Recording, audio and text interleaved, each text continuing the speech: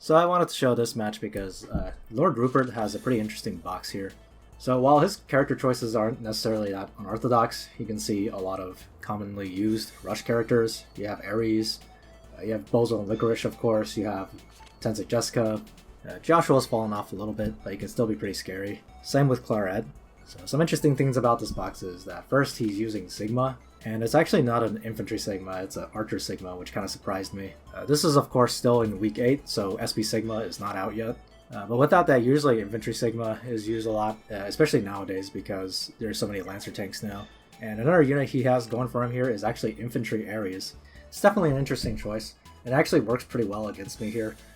Because again, not only are Lancer tanks quite popular again, he actually sort of makes me waste a pick for Old Landius, because sure, my Old Landius is going to slow down his Akka, but he can ground this Licorice pick he had with Crystal Warlocks if he wants to, so which ignores Old Landius tiles. And of course, Infantry Ares has no problem with Oldius tiles as well. So the upshot of all this is that the Oldius pick I made here isn't actually going to help me that much, at least in terms of stopping him being able to rush me. The one upside is that I got rid of a lot of his AoEs, and he did first ban Juggler, so I think he does prefer to play AoEs. But here he really only has 2 AoE characters, which is Ares plus Licorice. I still put down the Oldius tiles anyway, because they are nice for the following turn for you to cast the 3 cost on them and then move back. So just a lot of setup going on right now, so not a whole lot to say at the moment.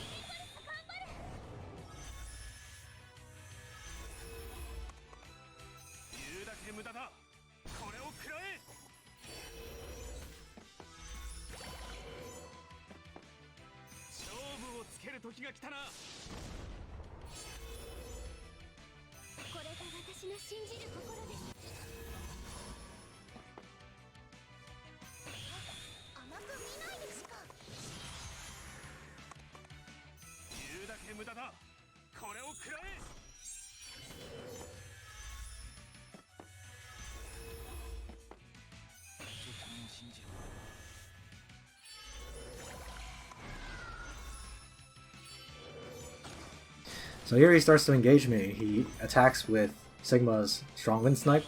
The Thorns does spook him for a second, but it fails to kill him, so Sigma is okay. But yeah, the situations like this are why I don't really use Sigma, despite the fact that I have a 6-star Sigma. He's just not strong enough to bust most tanks in the game.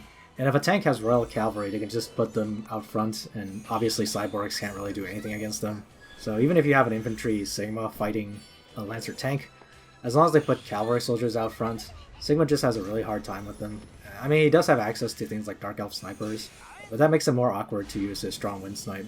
So the combination of Sigma being unable to really kill tanks that well, and not being able to pierce guard makes me not use him for now.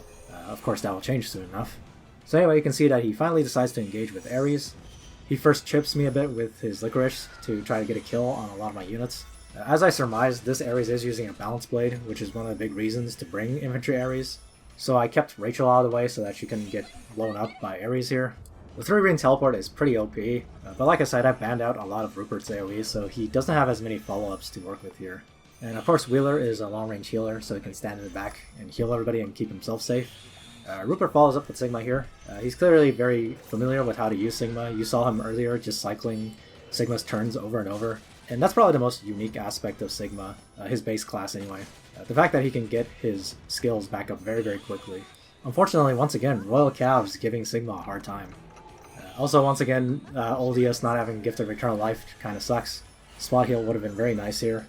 So right now, Rupert's kind of overextended his team a little bit too much. He can't get Liana back in range to heal back up Licorice. So I can just finish her off here using Layden, pulling her in.